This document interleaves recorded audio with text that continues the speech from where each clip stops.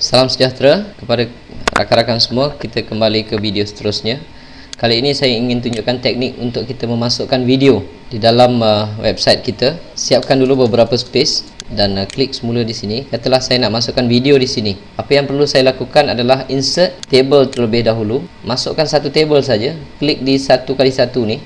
Kadang-kadang mungkin table ni bila kali pertama anda masukkan, anda akan kelihatan table ini begitu panjang. Apa yang perlu anda lakukan adalah double klik di dalam kotak ini, di dalam table ni. Apabila keluar table property, anda pergi ke bahagian table, tukar semua sekali ni kepada pixel.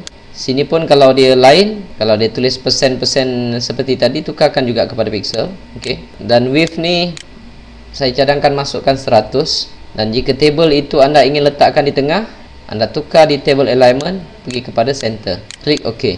Dan kedudukannya adalah seperti berikut. Dan anda cari video yang anda ingin masukkan. Katalah anda ingin cari video di dalam YouTube, buka YouTube di Mozilla Firefox. Katalah saya ingin mencari video mengenai khasiat kopi. Saya search, klik search. Katalah saya ingin ambil video yang ini. Klik di sini, saya pauskan dulu. Saya klik perkataan embed. Embed tu dalam bahasa Melayunya adalah tanam. Apabila keluar sahaja bahagian ini, HTML code ini, anda copy semua sekali, klik sebelah kanan dan copy. Kembali ke end view, klik di dalam kotak ini sekali, pastikan cursor duduk di dalam kotak tu, dan anda klik insert HTML.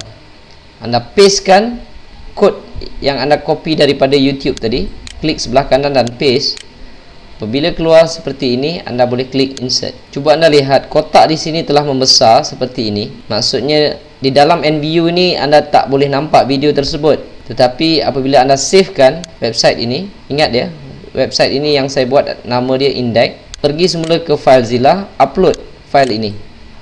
Dia tanya override, klik OK. Apabila transfer complete, anda kembali ke internet, lihat di website anda dan anda klik refresh ataupun reload. Lihat, video tersebut telah pun berada di dalam website anda.